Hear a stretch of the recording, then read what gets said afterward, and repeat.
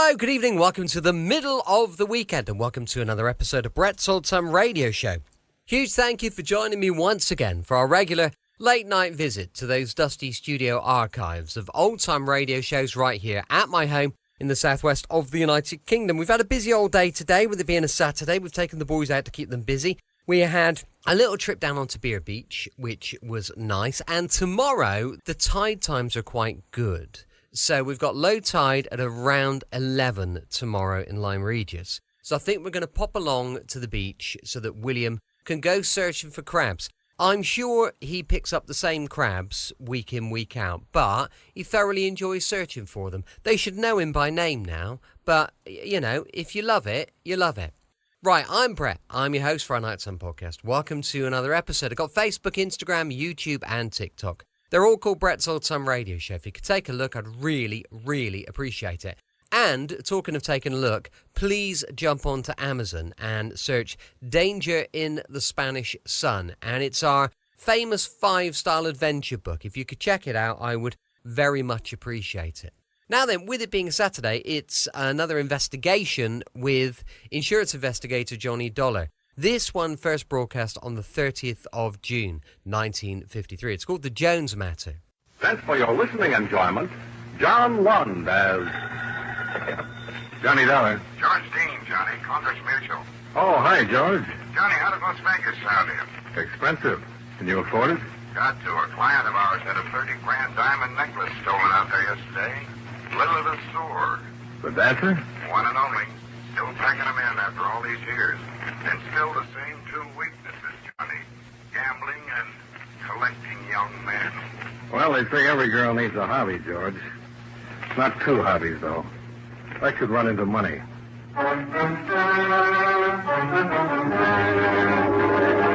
The makers of Wrigley's Spearmint Chewing Gum bring you John Lund and another adventure of the man with the Action-Packed Expense Account, America's fabulous freelance insurance investigator. Yours truly, Johnny Dollar.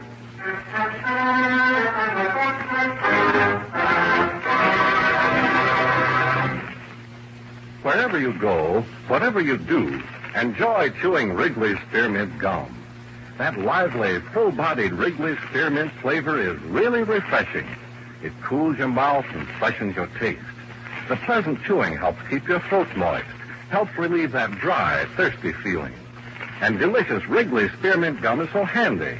Just slip a package into your purse or pocket and you've got refreshment right at your fingertips. Chew Wrigley's Spearmint while you're working. Enjoy this refreshing treat along with your favorite summer sports. Wrigley's Spearmint Gum is always enjoyable, and you can chew it without even taking time out. Get a few packages of Wrigley's Spearmint Chewing Gum. Healthful, refreshing, delicious.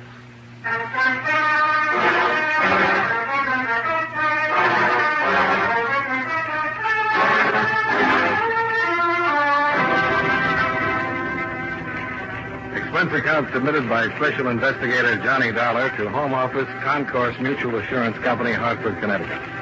The following is an accounting of expenditures during my investigation of the Jones matter.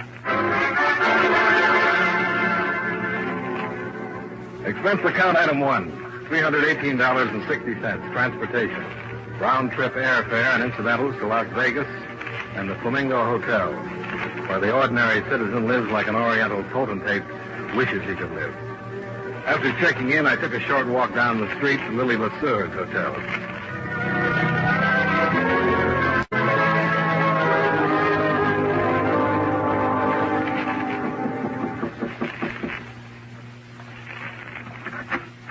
Yes? Miss Lesueur, I'm Johnny Dollar, special investigator for your insurance company. Oh, well, that's very nice, I'm sure, but... Oh, of course, the necklace. That's why you're here. That's why I'm here. Mind if I come in? Oh, please do, Mr. Dollar. This is Eddie Lawson, Mr. Dollar, my very dear friend.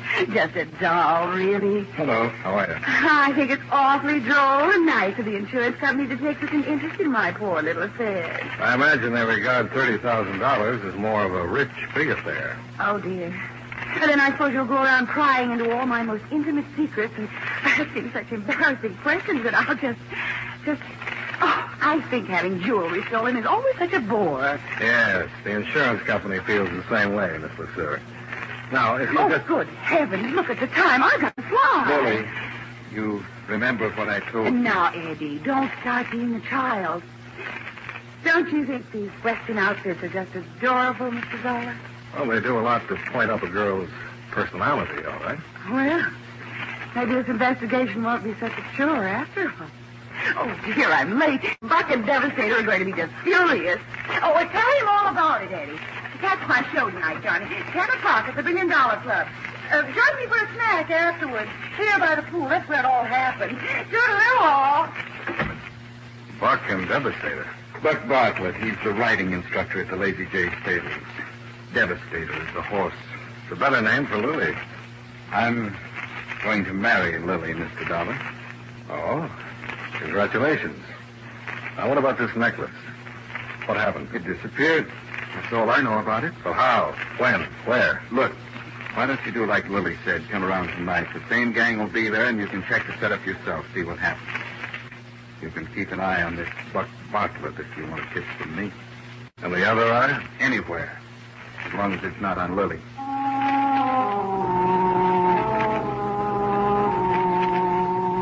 Expense account item 2, $2.50. Lunch at the hotel.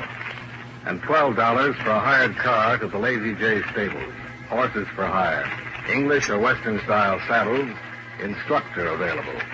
A Western-style instructor, as was soon painfully obvious.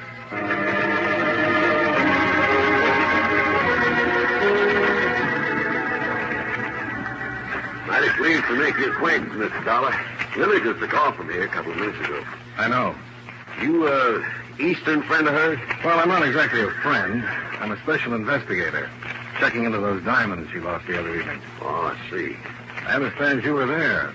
Might know something about it. No, sir. Beats me. There we was, sitting on that fancy terrace kind of thing they got there, hoisting a little poison and chawing on some beefsteaks, you know. And the next thing you know, Miss Lily lets out a yap and says, "My rock. Somebody up and took my rock."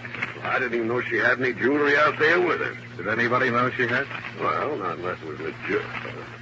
Miss Jo? With the gal I brung, Miss Joan Drake. I was thinking she might have known because she ambled down to Miss Lily's room with us so they could change their glad rags and put on their bathing suits, you know. She'd been pestering me for a week to meet Miss LeSueur, but she sure wouldn't take nothing that didn't belong to her. Buck, I wonder if there was a diamond necklace on the terrace. Well, you ain't able to say Miss Lily lied about it, are you? Well, that little woman is true blue, mister. Matter of fact, Mr. Dollar, I wouldn't want this to get around, but I'm sort of aiming to... Well... Let me guess, Buck. You're aiming to marry her. Yeah. I reckon it just sticks out all over her. Don't it, Dollar?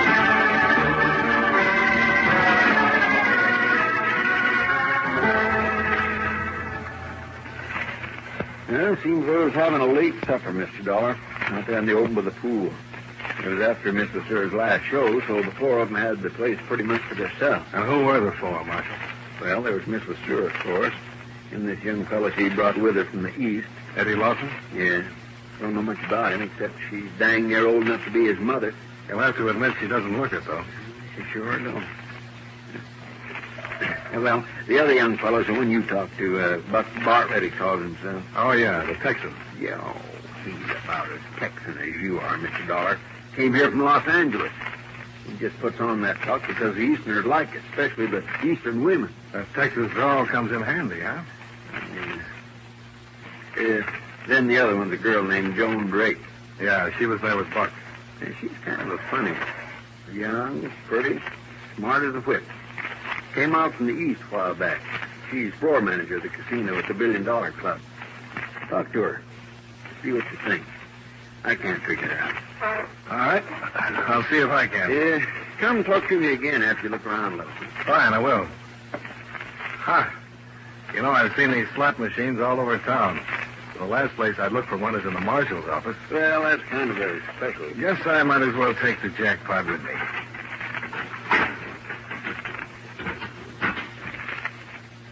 Lemon. Yep, that's all it ever is. Huh? It's rigged. I send the money it takes in over to the county orphanage. Charge it up to experience, Mr. Dollar.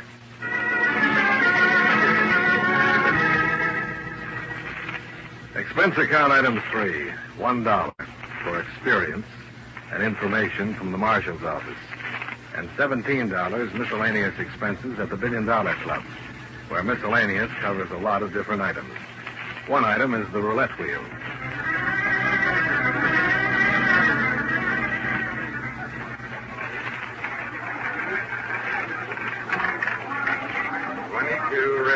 Even. You're not having very good luck. Oh, I'm only paying for conversation anyway. Of course, I haven't had much yet. What would you like? The story of my life? We could start with that. All right. Lay out $1. I was born of wealthy parents, raised entirely by nurses, educated in exclusive private schools. I was graduated from a swank college, which I shall leave nameless. You like it so far? Well, it isn't original, but well told. Go on. Lay out another $1. You just lost that one. Now, where was I? Oh, yes, the divorce. Quite sensational, really. Father's clients withdrew their accounts and support. He was bankrupt within 3 months and dead by suicide within 6. You see, the other woman jilted him, and I, a tenderly nurtured sapling, was cast out into the world to sink or swim. Well, never fear. Heaven will protect the working girl. Oh, that was awfully funny. Yeah, it was a scream. 14 even. And, what did you do with the necklace? What? What is this? Who are you? Johnny Dollar, insurance investigator. And you're Joan Drake, who wanted badly to meet Miss LeSueur. She changed clothes in her room with her, who was the only one who knew she had the diamonds out at the pool, who works here for about, $50 a day, and could probably use $30,000. 22 even. And I asked you what you did with the necklace. I think that ought to cover the what is this? Mr. Dollar, if you'd like to play roulette, by all means, stay around. But I'm afraid I don't have any more conversation. Not at these prices. I thought I was overcharged for what I got. And this will kill you. The whole story was true. And with all that background, running a casino is the best you could do? The best for me. With glitter and glamour and sparkle. And that's what I was brought up to expect. The diamonds sparkle a lot, too, Joan.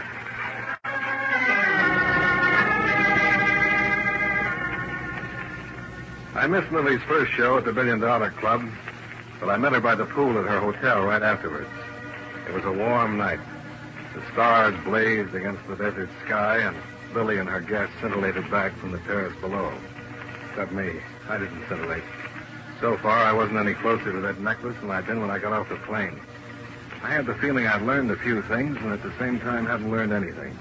And Lily didn't help much.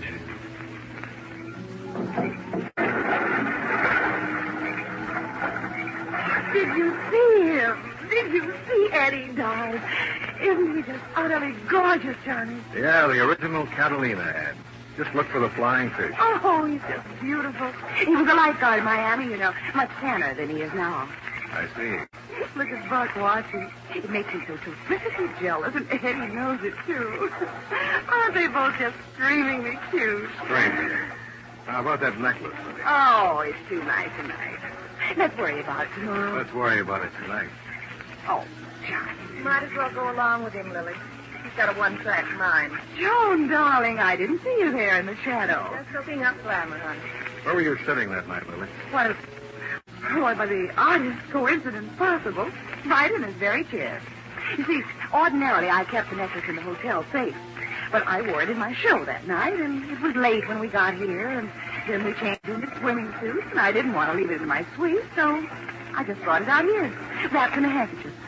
And I kept it right here on the seat beside me all the time. So all of a sudden it wasn't there, did it? Well, yes, that's exactly the way it happened. Now it's all settled. Let's talk about something else. Lily, you know as well as I do it's not settled. You can't tell the insurance company the thing just disappeared, and that's all there is to it. They want to know how it disappeared, when and where. Well, you must be so hideously persistent. It happened while I was playing the slot machine. That one, right over there. I left the necklace lying here in the chair. And where were the others while you were over there waltzing with the slot machine? Oh, around, I suppose. I don't know. When I hit the jackpot, I simply went right out of my mind. How about you, Joan? Where were you? Like she says, around. Oh, plenty of opportunities. That's what you mean. Oh, how utterly fantastic. She's a dear girl, Johnny. And I insist that you stop suspecting her. Or anybody else, either. Were all of you searched? Well, I wasn't, of course. But the others were. That wasn't really much of a problem, Johnny. We were wearing swimsuits, you know. Joan, I doubt if you went out of your mind over the jackpot. Did you notice where the boys were at the time?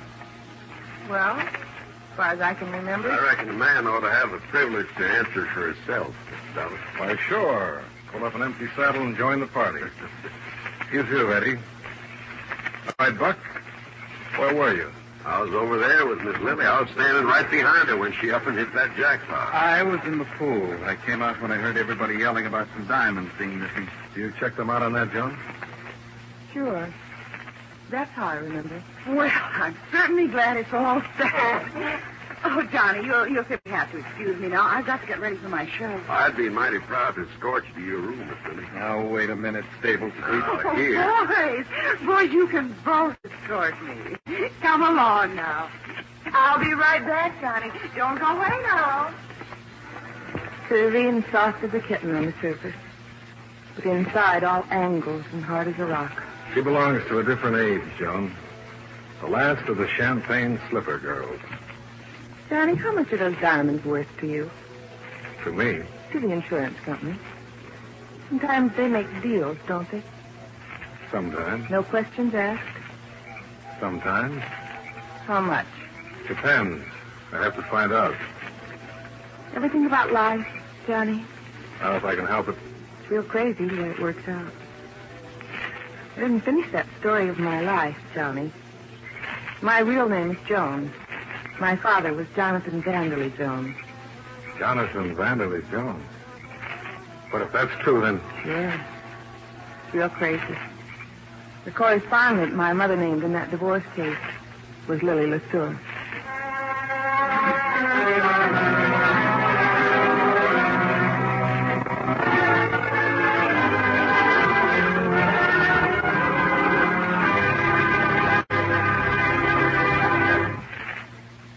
Friends, you know Wrigley's Spearmint Gum is a delicious treat that millions enjoy all year round. It's good to chew almost any time and any place. In warm weather, you'll enjoy especially the refreshment that Wrigley's Spearmint Gum gives you. When your mouth feels hot and dry, or when you're feeling warm and tired, chewing Wrigley's Spearmint Gum gives you a pleasant little lift. It cools your mouth, moistens your throat, and refreshes your taste. Besides, chewing on a good, smooth piece of Wrigley's Spearmint Gum seems to add enjoyment to whatever else you're doing. So always keep some Wrigley's Spearmint Chewing Gum handy. Enjoy it at home, at work, wherever you are. Remember, that's Wrigley's Spearmint Chewing Gum. Healthful, refreshing, delicious.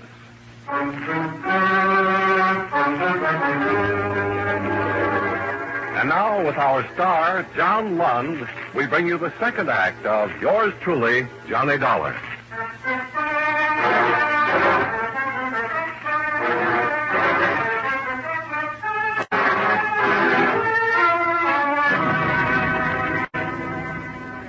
Expense account item 4, $5.90. Supper snack with Joan on the hotel terrace. I sat there trying to put things together. Either Joan had suddenly spotted something that had tipped her off to the thief, or if she'd taken the diamonds herself, something had caused her to decide on a deal. But which? And what was it? I tried to remember what had happened just before, what had been said, and got nowhere. You know, Johnny, it's funny. I've always been the innocent bystander. Up until now. Maybe that's what you ought to go on being. Unless you stole it yourself. Would the daughter of Jonathan Vanderley Jones turn out to be a thief? She might, for money and other valuable considerations. Like, for instance? Like a chance to hit back at the woman who ruined her father.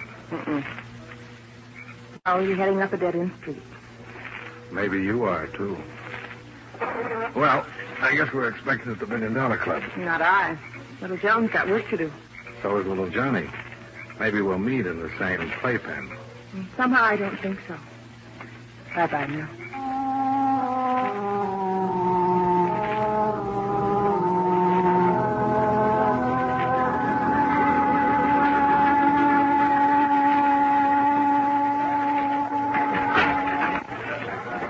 Johnny, what would happen if I just waived any claim of insurance on the necklace?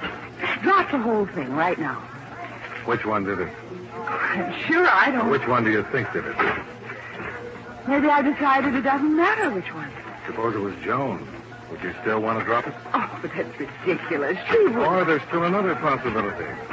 Maybe you started something you want to back out of now. Johnny, why must you be so hideously difficult? The insurance company sent you out here to save $30,000 for it. And I'm just utterly certain they won't care how nor why as long as they save it. No, maybe they won't. But what about me, Lily? It leaves me curious. No, I'm quite sure you know a good deal more about this than you're letting on. Well, I've got to run again. It's time for my show. Bye, sweetie.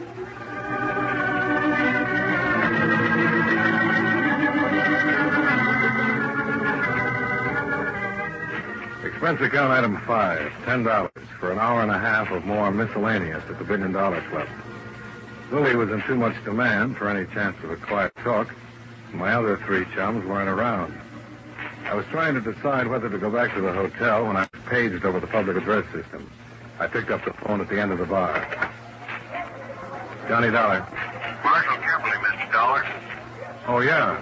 What's up, Marshal? Well, it looks like one of those necklace people got herself in a mess of trouble a while ago. Oh, what do you mean? I'm calling from the parking lot. It's that Joan Drake girl. Found out here in the back seat of a car. She's dead.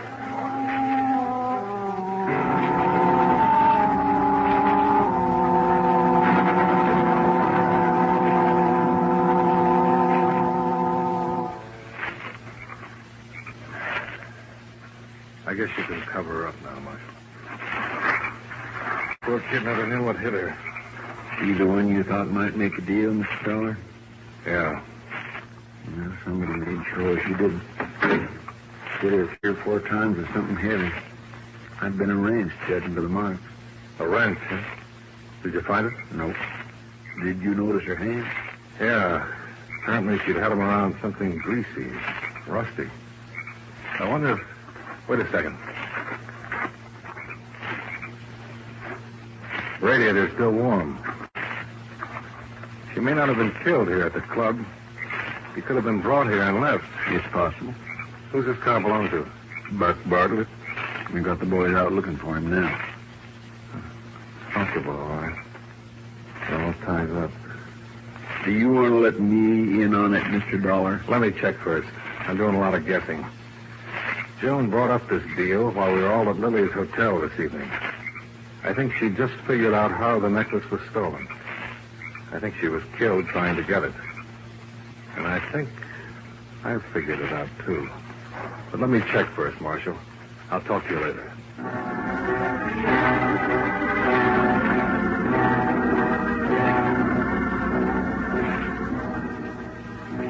Ten minutes later, I was alone on the deserted terrace beside the swimming pool at Lily's hotel.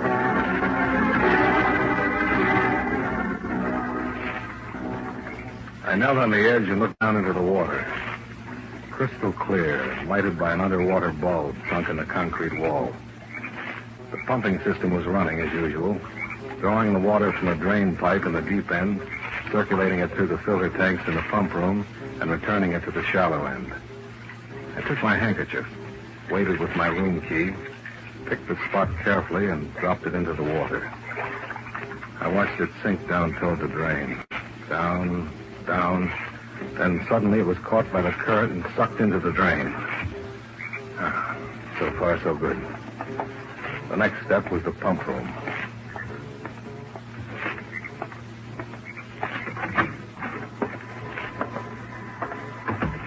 I looked around for the switch on the pump motor, found it, and shut it off.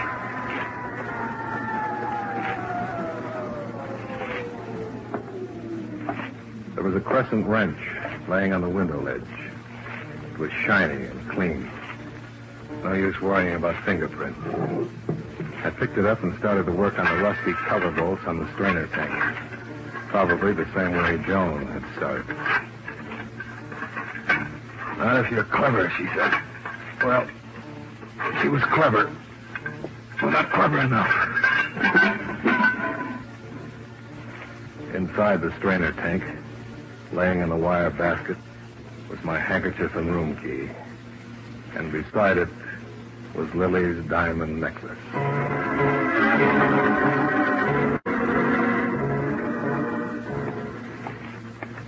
I was halfway across the terrace, and the lights around the pool went out. Somebody had pulled the main switch. I stopped and listened, waiting. But when it came, I was caught off guard. Somebody hit me and knocked me into the water.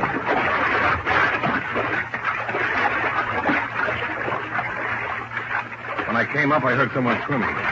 Whoever it was had come into the pool after me. I made the side, grabbed hold of the ledge with my left hand, drew back the wrench in my right. As the splashing came close, I lifted it and swung. Hey, what's going on over there? Marshal! Marshal! Over here with that flashlight. What happened to the light? Switch was pulled. Here, help me get him out of the water. Yeah. Let me have it. There we are. His luck ran out, Marshal. This time, I had the wrench.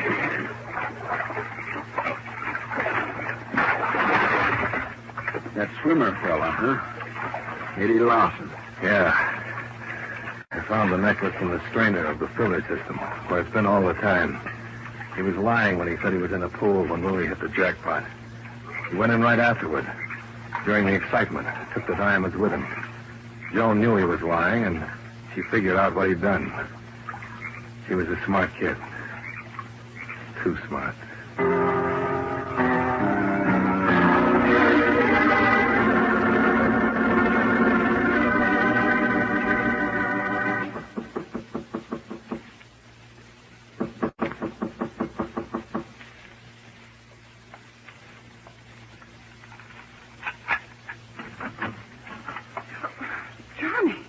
Sorry to wake you, Lily, but... Good heavens, wait, let me put on some makeup. I must look a positive surprise. I got your diamonds back, Lily. Oh, you did? Here. Thank you. Which one of your boyfriends? Why don't you give up, Lily? Time moves along. The years add up. I'm not harming anyone. Aren't you? Joan is dead. Eddie killed her over these diamonds of yours. Dead? She's dead? It's all right, though, as long as you're not harming anyone. But how could I know? I didn't mean any harm to that poor girl. Eddie could have had the diamonds if I'd known. They didn't matter, Johnny. Just a gift a long time ago. I don't even remember who it was. JVJ? Those are the initials on the clasp. That's who it was. Jones. Some fool named Jonathan Vanderley Jones. They didn't mean a thing to me.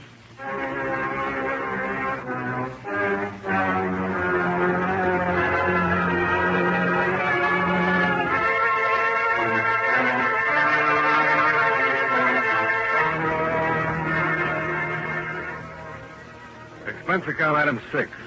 $51.40. Hotel charges and additional miscellaneous. Expense account total, $418.40. Remarks? Suggest you reconsider this account. Client should be regarded as a bad risk. It'll happen again. Yours truly, Johnny Dollar.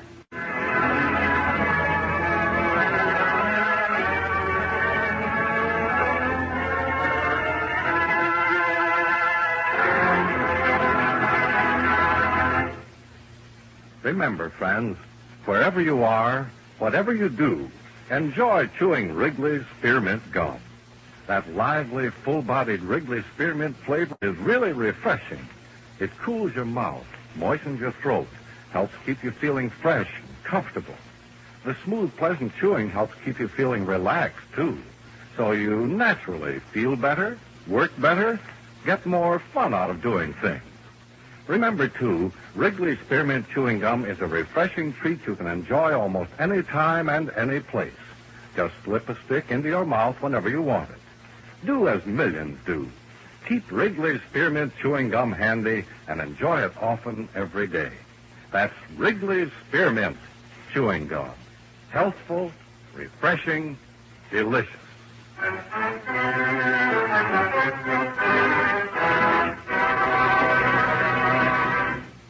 Yours truly, Johnny Dollar, brought to you by Wrigley's Spearmint Chewing Gum, stars John Lund in the title role and was written by Les Crutchfield with music by Eddie Dunstetter. Welcome back. Hope you enjoyed our latest adventure with insurance investigator Johnny Dollar. And don't forget, we'll be back with The Man Called X, going live tomorrow at 5 p.m. UK time. Thanks for listening. I'll be with you 7 days a week, each and every week, and I'll see you tomorrow on Brett's Autumn Radio Show. Love you. Bye.